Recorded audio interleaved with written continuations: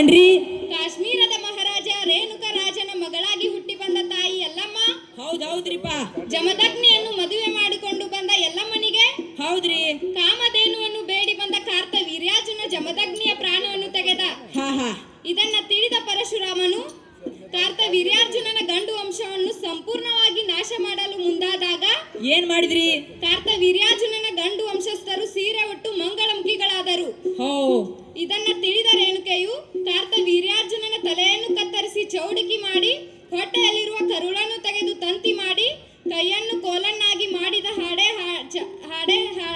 ಚೌಡಿಕಿ ಪದ, ಜೋಗುತಿ ಪದ, ತಾಯಿ ಯಲ್ಲಮ್ಮನ ಪದ ಎಂದೇ ಪ್ರಸಿದ್ಧವಾಗಿರುವ ಎಲ್ಲಿಕಾನೆ ಎಂಬ ಜನಪದ ನೃತ್ಯವನ್ನು ನಿಮ್ಮ ಮುಂದೆ ಪ್ರದರ್ಶಿಸಲು ಬಂದಿದ್ದೇವೆ. ಉಧಾ